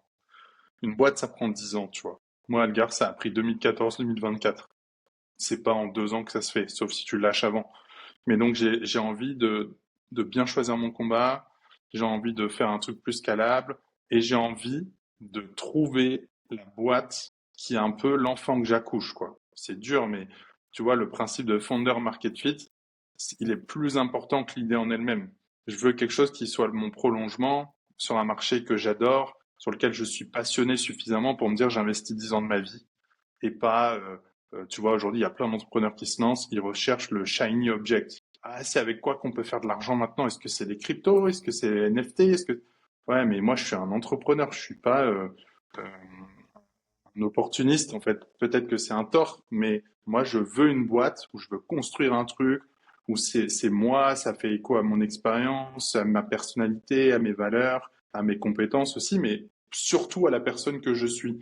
parce qu'on veut toujours faire des boîtes qui ressemblent à l'entrepreneur qu'on rêverait d'être, mais plus rarement à l'entrepreneur qu'on est vraiment. Et à un moment, tu as quand même une nature, tu vois. Donc, c'est dur de trouver ce pourquoi tu es fait. Donc, pour l'instant, je l'ai pas trouvé. Donc, je continue le coaching. Et quand je l'aurai trouvé, je relancerai. De dire qu'il faut trouver une boîte qui soit en accord, on va dire, avec qui tu es, pas ce que tu aimerais être, parce que en soi, on rêve tous d'être un CEO d'une fintech B2B qui fait des milliards parce que ça marche bien et Exactement. parce que tous les modèles qu'on a, ils font ça. Mais quand Mais tu est-ce l'es que pas, c'est fait tu l'es pour pas, quoi. toi et est-ce que tu es prêt à ça? C'est clair. Tout le monde Ouais, n'est pas, tu vois, par exemple, les mecs qui ont créé Payfit, c'est une super boîte. Tout le monde ouais, ne ressemble pas à ces mecs-là. Mais tu peux ouais, c'est opter sûr. pour un autre type de boîte.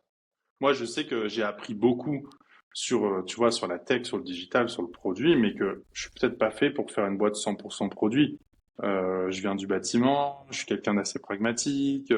Tu vois, j'ai plein de caractéristiques où je me dis, bah, ça se trouve, ma prochaine boîte, ça sera quelque chose de plus simple, avec un modèle plus simple, moins risqué, mais qui appelle quand même du digital, mais pas forcément quelque chose de complètement novateur, tu vois.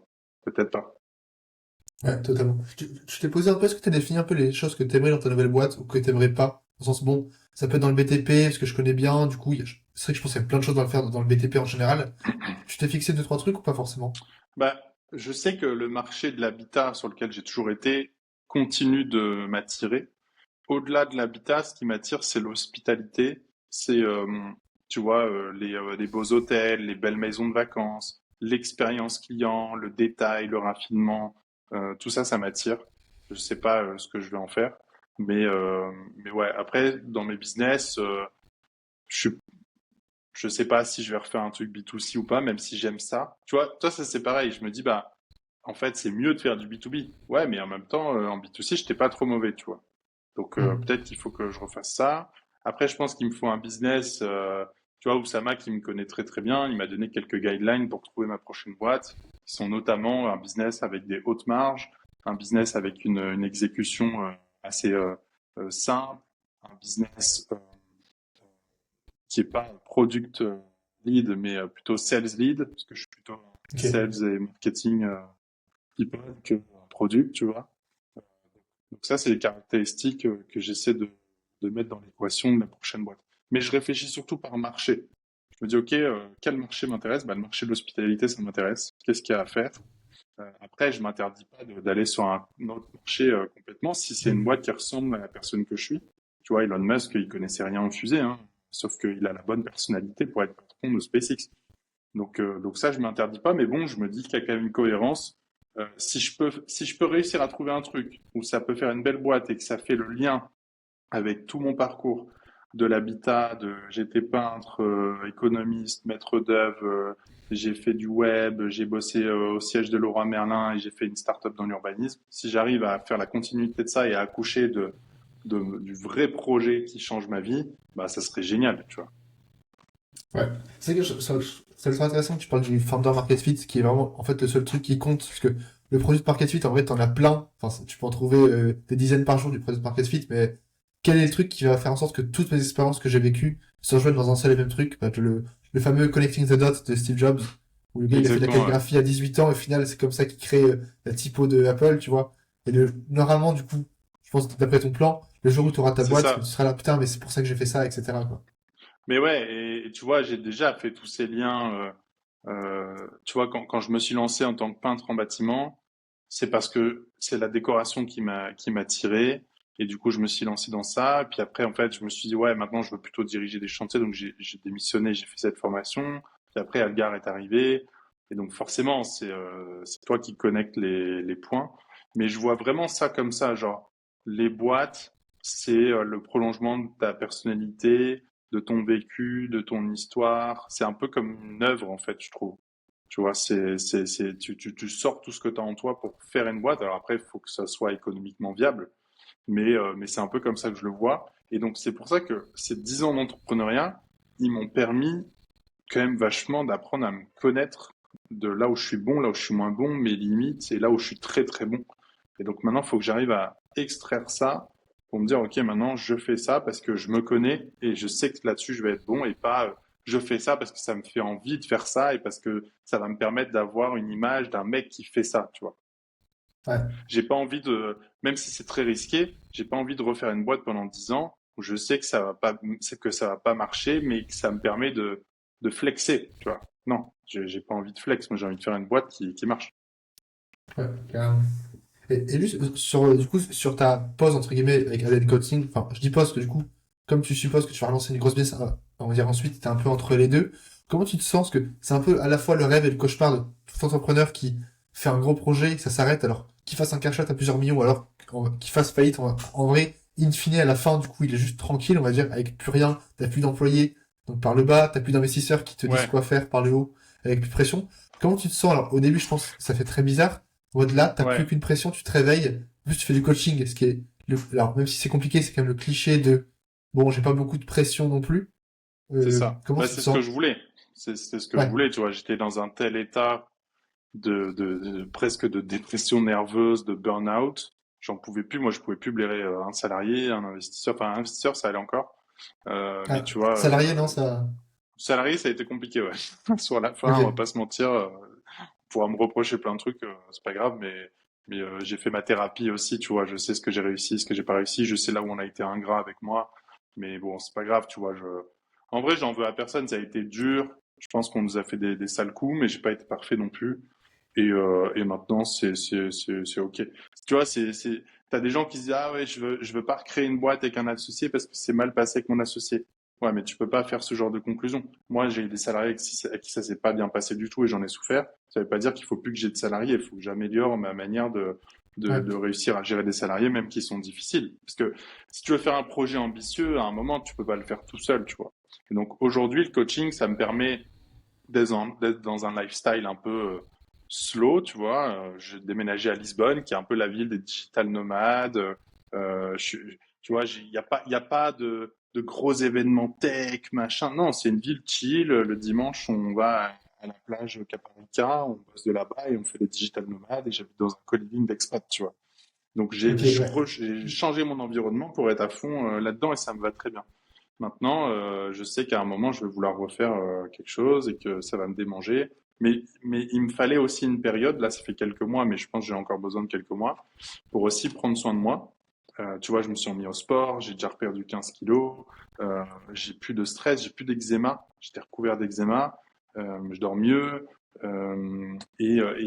ça m'a permis de décanter, de faire ma thérapie. J'ai fait beaucoup de contenu sur LinkedIn où j'ai partagé mes points de vue, mes apprentissages. Donc ça fait vraiment une thérapie.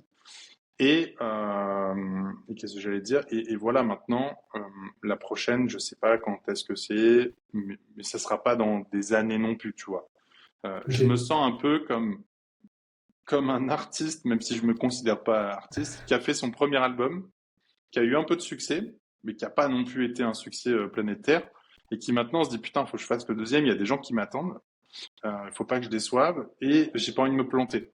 Je me sens un peu comme ça, tu vois. Donc il y a aussi une Ok. pression que je me mets à moi-même en me disant putain, vas-y, faut que le deuxième album ce soit un putain d'opus, tu vois. Ouais, carrément. Et toi, est-ce que t'es prêt un peu à te remettre au charbon et à, on va dire, à repartir en guerre dans le sens, tu vois, tu l'as dit, t'avais plein d'eczéma, t'étais stressé, etc., en dépression nerveuse, burn-out, etc. Même si, je me doute que t'as appris, du coup, tu vas faire en sorte que ça se reproduise pas, Ouais, tu sais que, in fine, si jamais tu relances une boîte, il y a des moments qui vont être compliqués et qui vont peut-être être très compliqués. Tu peux ouais. être prêt, on va dire, à les revivre potentiellement, ce genre de période? Je pense que oui. Après, je pense que de toute façon, je suis profondément entrepreneur et que je suis inemployable, donc je peux pas revenir dans le salariat. C'est trop compliqué. Personne va me garder, ou alors sur des trucs vraiment très précis. Euh, Par exemple, je pourrais être salarié dans l'accompagnement, tu vois, si c'est une structure, un startup Oui, ouais. studio, ce genre de choses. Mais demain, tu me dis, t'es directeur commercial d'une boîte ou sales ou quoi, bah non, le cadre va vite me faire chier. Donc ça, c'est pas possible. Maintenant, je pense que de toute façon, un entrepreneur, quand il entreprend et que c'est dur, il est malheureux, mais quand il entreprend plus, il est malheureux. Donc, Oui. en fait, Tout le temps oui, malheureux, en fait. t'es tout le temps malheureux, mais quand tu entreprends, t'es aussi heureux. Et du coup, Ouais. même si c'est dur, moi, ça a changé ma vie, l'entrepreneuriat pendant 10 ans. J'ai rencontré des milliers de personnes, j'ai côtoyé des gens que j'aurais jamais imaginé. Encore une fois, il y a 10 ans, moi, j'étais peintre en bâtiment, je gagnais 1 300 euros. Et sortais d'un bac professionnel. Donc, oui, je le referai sans hésiter. Et même si c'est dur, je pense que ces 10 ans-là, ils m'ont fait passer quand même par beaucoup de situations compliquées et que j'ai quand même augmenté ma capacité à gérer des problèmes, quoi. Donc j'y retournerai, je pense, avec un autre regard. Je sais sur quoi je ferai pas l'impasse, tu vois, par exemple sur j'allais pas dire sur l'équilibre de vie, parce que quand tu lances une start-up et que tu es à la guerre, il n'y a pas d'équilibre de vie. Par contre, bien manger, faire du sport, prendre soin de moi, ça sera plus négociable. Me faire accompagner, tu vois, dans le recrutement, dans le management, ça sera plus négociable. Euh, avoir le bon niveau de relation avec les gens, avec les salariés, pas prendre trop les choses personnellement, pas trop à cœur, pas attendre que les gens t'aiment, ça sera acquis. Euh, il y a beaucoup de choses comme ça où, en fait, je vais forcément faire le parallèle avec ma première expérience en me disant, bah, ça, t'as appris, maintenant, tu refais pas les mêmes erreurs. Parce que c'est ok de faire des erreurs. Par contre, les faire plusieurs fois, c'est là où c'est ridicule, quoi. Et je pense, c'est-à-dire, on dire un peu les choses sur lesquelles tu pourras pas, on va dire, enfin, revenir dessus, ou sommeil, etc., plein de choses. C'est quoi les conseils sur lesquels tu insistes à chaque fois pour tous tes coachés, dans le sens, si moi je suis un de tes coachés, je te dis, vas-y, là, je vais aller all-in sur les 5 prochaines années. Alors, lever des fonds ou pas, mais en tout cas, je vais faire un truc gros et je vais me buter à la tâche et je vais faire que ça. C'est quoi les trucs sur lesquels tu préviens, plus ou moins tout le monde, on va dire? Que ça prend du temps, que l'entrepreneuriat, sauf exception, euh, c'est pas un coup de baguette magique qui va te faire réussir. Parfois, t'en as qui réussissent du jour au lendemain, c'est des exceptions. T'en as aussi qui ont l'air de réussir du jour au lendemain, alors que ça fait 10 ans ou 15 ans qu'ils bossent. Et ouais, le conseil que je donne, c'est ça prend du temps. Il n'y a pas de recette magique, même s'il y a de la méthode et de l'attitude à avoir. Mais il faut faire, tester, se tromper, refaire, jamais lâcher, toujours y croire et faire les choses avec intensité, tu vois. Et d'autant plus quand tu es jeune, que t'as pas de grosses responsabilités et que tu as l'énergie, ben faut y aller, tu vois. Tu vois, quand tu écoutes l'histoire de Éric Larchevêque, j'ai encore entendu Ouais. un de ses podcasts avant-hier. Et voilà, il a fait une première boîte, une deuxième, puis il a arrêté sa boîte qui faisait 2 millions de chiffre d'affaires pour dire, celle-là, elle a ses limites. Ça me rendra pas, tu vois, à la tête d'une licorne, j'arrête. Et il a toujours réussi à créer du chaos dans sa vie pour pouvoir rencontrer des gens, qu'il se passe des trucs, tu vois. Là, moi, j'en suis pas à créer du chaos. Justement, j'avais besoin de me reposer, donc je me suis mis, ok, maintenant, je fais le coaching. Mais il y a un moment, je pense que c'est ce que je vais faire. Recréer un peu de chaos, rebouger, peut-être accepter de faire un projet avec quelqu'un qui me propose quelque chose. Juste créer un peu d'étincelles pour qu'il se passe quelque chose et que peut-être ça me donne une idée, que ça me fasse rencontrer quelqu'un qui est game changer et que ça me relance sur la suite. Mais tu es obligé à un moment de faire ça si tu veux qu'il se passe des choses, parce que je pense pas que ce soit en restant seul dans ta chambre euh, que d'un coup tu as l'idée de malade. Tu vois, parfois j'essaie de me calmer sur la pression que je me mets à vouloir trouver l'idée après, parce que Mm. je pense que plus tu cherches, moins tu trouves. Et donc, je pense que là, je suis dans la période, faut que je reste concentré sur le coaching, mais à un moment, quand je serai vraiment en mode maintenant, je veux trouver la suite, je resterai pas dans ma chambre, j'irai même bosser pour quelqu'un avec un projet à l'étranger, j'en sais rien, mais juste pour bouger, créer du chaos et à un moment qu'il se passe quelque chose. C'est pour le coup, c'est vraiment la seule chose. Tu peux pas, enfin, le mouvement crée le mouvement. Enfin, d'ailleurs, il y a Ouais. Issam Amar, il est en train de dire cette phrase que je vois, il sort partout. Genre, je vais la Mm. bâcler, mais C'est euh, l'action qui crée l'information et pas l'information qui crée l'action. ouais, voilà. Bon, en vrai, bon, ça va gag, c'est partout, mais en soi, c'est vraiment ça. Ouais, Enfin, de pareil d'ailleurs. ouf. Alors, de ce que je connais, tu vois, t'as parlé d'Éric Larchevêque. Il me semble, il était parti dans les pays de l'Est faire un peu de l'immobilier. Après, il C'est était ça, ouais. parti, il avait une agence web. Il a fait des sites X au final qu'il a explosé. C'est peut-être la boîte qui a fait 2 millions. Quand il a vu que c'était pas scalable, il a pris cette économie, il a créé la maison du Bitcoin, il me semble, à Paris. Voilà. Moi, Et il y avait rien. Genre, j'y étais la allé. maison, Ouais, ah, t'étais allé? il y avait pas d'objectif. Bah, Pas de j'étais modèle, juste plus pour ou créer du moins, chaos, en fait. ouais, j'étais plus ou moins accompagné dans un incubateur avant qui s'appelait Nouma, qui était juste en face de la maison Ok? du Bitcoin dans le sentier. Et j'y allais une fois par semaine.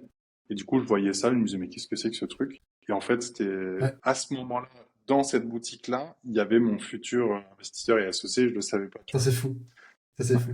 Mais, Et ouais, c'est après, vrai que du c'est coup, la comme maison ça du Bitcoin. Ouais. il a croisé la route de d'autres personnes qui avaient d'autres boîtes dans le sujet des cryptos et ils se sont associés à 8, ils ont fusionné 3 boîtes et ils ont créé Ouais. Ledger, tu vois.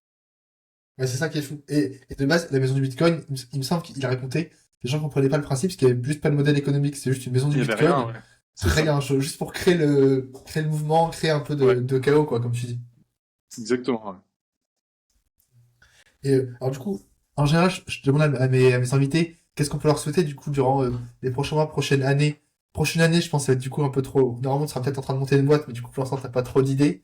Et du coup, durant les prochains mois, pour l'instant, c'est quoi? C'est focus coaching et progressivement, on va dire, prendre le temps de trouver, pas forcément de trouver la bonne idée, parce qu'en fait, on galère, mais au moins de te remettre un peu en mouvement dans l'entrepreneuriat. Ouais, c'est ça. Bah, moi, cette année, je me suis mis l'objectif d'accompagner 60 entrepreneurs euh, et de trouver plus ou moins le début de la voie pour la suite. Donc, dans mon idée, même si je veux pas trop planifier, parce qu'en fait, tu sais pas de quoi la vie est faite, ça se trouve, demain, j'arrête et je pars, je sais pas où, tu vois. Mais 2026, j'aimerais bien repartir dans une dynamique de projet, quoi. Ok, ouais, 2026. Ok. Hmm. Ok. Mais peut-être que Euh, ça sera plus tard ou plus tôt. Franchement, je sais pas trop, tu vois. Au début, Algar, je pensais que ça allait durer 4 ans, ça a duré 10 ans. Donc, j'en sais rien. Et dernière question, du coup, actuellement, comment t'occupes tes journées? Parce que t'as à la fois un peu de coaching, t'es à Lisbonne, du coup, faut quand Ouais. même, je pense, profiter un peu de la plage. Tu fais d'autres choses à côté, on va dire? Non, je fais que ça. En gros, du lundi au mercredi, bah, je fais des podcasts, je crée du contenu, je fais de la prospection, je fais des appels de vente, voilà. Et puis après, le jeudi et vendredi, je délivre mes heures de coaching individuel, mes heures de coaching groupées. Et puis voilà quoi. Je m'organise, Ok, j'organise ma semaine comme ça. ok. Et du coup, vu ton ambition et ta passion pour scaler des choses, etc., ou d'automatiser, tu t'es pas dit, vas-y, pour le fun, je pourrais faire un truc parce que tu peux rester solopreneur et c'est pas un manque d'ambition d'être solopreneur. T'en as qui font des Ouais, chiffres absolument fous alors qu'ils sont seuls. Tu t'es pas bien dit, sûr. je pourrais m'amuser et au final, je monte à 50, 100K par mois en étant solopreneur avec un modèle particulier, etc. C'est pas trop dans tes plans? Non, parce que moi j'adore le coaching, j'adore ce que je fais, mais j'ai pas pour plan de carrière de scaler un business de Ok. coaching, d'accompagnement ou de formation. Quand j'aurais fait une boîte qui vaut 1 milliard, peut-être, mais en attendant, je suis entrepreneur, tu vois. Le coaching, c'est pas de l'entrepreneuriat, hein. Faut pas se raconter de conneries. C'est du conseil. Conseil, mentoring, coaching. Mais moi, je veux refaire une boîte. Tous les coachs en PLS, t'as dit que le coaching, c'était pas l'entrepreneuriat. Bah, l'entrepreneuriat, je suis Non, mais je suis un désolé, peu d'accord, c'est mais je créer des suis un peu d'accord. choses ambitieuses. Enfin, tu peux appeler ça entrepreneuriat, tu vois. C'est pas une guéguerre de qui est entrepreneur, qui est pas entrepreneur. Mais, euh, mais après, le courant solopreneuriat, moi, je trouve ça bien, tu vois. Et notamment, je le conseillerais vachement à des gens qui se lancent pour la première fois pour commencer à entreprendre, même si c'est pas la forme d'entrepreneuriat qui va te permettre de faire des empires. C'est sûrement un bon point de départ pour entreprendre. Et après, t'en as qui restent solopreneurs et qui font 1 million voire plus par an et qui sont très heureux et qui ont moins d'emmerdes. Mais c'est difficile aussi, hein. De toute façon, il n'y a rien de simple, hein. Si c'était simple, Ouais, on serait tous totalement. riches. Mais oui, ouais, c'est ça. Mais ouais, c'est vrai que pour le coup, t'as quand même pas mal de solopreneurs qui ont un peu montré l'exemple. Tu vois, d'ailleurs, je pense à Kevin Dufresne, je sais pas si tu connais, qui d'ailleurs vit à Ouais, bien Lisbonne, enfin, sûr, je sais ouais. plus s'il y est, On mais s'est déjà du, rencontrés. qui était monté voilà. À Lisbonne ou pas? Ouais, dans un apéro. Ça va. Mais tu vois, qui est monté à plus de 70 000 et peut-être il était en plus maintenant. Alors, actuellement, il recrute un petit peu, mais on dirait qu'il était solo. Et c'est que ça montre un Hmm. peu que tu peux être très ambitieux et vouloir être solopreneur parce que, en vrai, les problèmes que tu as énoncés, bah, ils font pas rêver, quoi. Enfin, tu vois, alors, t'as une marge Ouais, entre bien avoir sûr. l'eczéma, être en burn-out, etc., être endetté et juste recruter Ouais. quelques personnes. Mais en soi, c'est vrai que maintenant, avec tout ce que tu peux faire avec IA, automation, contenu, tu fais des trucs juste de Ouais, bien fou sûr. en solopreneur, Mais quoi. c'est comme l'investissement, hein. Faible risque, faible reward, gros risque, Ouais, gros reward potentiel. Ça veut pas dire que tu vas l'avoir. ouais, c'est ça. Mais mais il y a plus de chances que tu deviennes riche en faisant une start-up ou une grosse boîte qu'en étant solopreneur. Mais par contre, si tu es OK avec ça, être solopreneur et gagner 500 000 balles par an tout seul, tu vis très bien, hein. Hein, c'est une belle vie, hein. Ouais. Ouais, c'est ça. Enfin, l'objectif, c'est du coup, quelles sont mes ambitions? Et le problème, c'est qu'en fait, si tu prends, on C'est va dire, ça. ceux qui sont connus, bah, tu dis, je veux faire comme celui qui a créé, je sais pas, une startup ou qui a fait Facebook parce que du coup c'est la seule manière d'être riche. En soi, non. Enfin, faut savoir. Ok, bah si Ouais. tu veux gagner 10 000, Non, fais du non, coaching. Si tu veux c'est 50 000, ça, il fais y a une plein de, agence. Enfin, bref, ouais. il y a plein de formes. Si tu es heureux avec 5 000 euros par mois et que ça te permet de bien vivre, ce qui te permet de bien vivre quand même en France, parce que bah, les salaires, ils sont quand même vachement bas. Ouais, plus bas, Euh, ouais. si c'est ça qui te rend heureux, bah, et que c'est le plus important pour toi, essaye pas de faire une start-up. C'est beaucoup d'emmerde. 5 000 euros, tu peux réussir à les faire sans te faire chier à faire une start-up, hein. Ouais, carrément. Bah, écoute, franchement, Aurélien, merci beaucoup d'avoir déjà été aussi honnête à la fois sur tes Avec chiffres, tout ce que plaisir. tu as vécu là-dessus, sur ce que tu es en train de faire. Pour ADN Coaching, qu'est-ce que je mets en lien dans la description? Je mets du coup ton Instagram, Ouais, bah plus ton Instagram. Instagram et l'Instagram, LinkedIn, et puis j'ai mon site aureliendenunziocoaching.com qui est le site de ADN Coaching, quoi. Ok.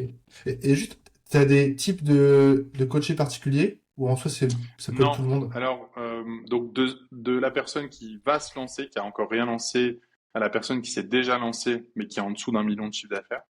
Et Ok, après, j'ai des gens qui font des startups, j'ai des coachs, j'ai des freelances, j'ai des consultants, j'ai des business un peu plus classiques, bureaux d'études. J'ai vraiment tout type ok, d'entrepreneur. ok, ça marche. Je vois. Ouais. Bah, écoute, en tout cas, merci beaucoup. Pour ceux Avec qui ont écouté plaisir. jusque-là, n'hésitez pas à mettre un petit commentaire et surtout à vous abonner à la chaîne, parce que du coup, c'est une nouvelle chaîne. Je pense que j'ai encore très très peu d'abonnés pour l'instant. Donc, partagez le podcast, mettez-moi en commentaire. J'ai que des très bons retours pour l'instant des épisodes. N'hésitez surtout pas à me conseiller d'autres invités. Les derniers invités, on va dire, ont été conseillés par des personnes qui ont vu le podcast et qui ont dit invite telle personne, invite telle personne. Dès que c'est un fondateur, on va dire qu'il est vraiment intéressant, qu'il y a des choses intéressantes à partager, à la fois sur ce qu'il a vécu, comme Aurélien, par exemple, parce que bon, t'as vécu quand même 10 ans d'entrepreneuriat plutôt intense, ou à l'inverse, si c'est des personnes qui sont plutôt ambitieuses et qui n'ont pas encore bâti grand chose, mais qui vont dire qu'ils vont le faire, c'est peut-être ultra intéressant aussi. Aurélien, écoute, merci encore, et puis peut-être on se fera À un prochain podcast dans bientôt. quelques Ouais, années avec pour plaisir. Et expliquer puis ton. on se verra à Lille quand je repasserai. Ouais, bah, je sais pas si je. Pour coup, moi, je sais pas si je serai à Lille Ah aussi. oui, tu seras On se peut-être croisera parti. peut-être. Hmm. Ouais, on se croisera quelque part. Écoute, on fera un podcast pour ton exit à 100 millions dans quelques années. Vas-y, rendez-vous pris. Ah, bah, écoute, merci beaucoup. À bientôt. Ciao.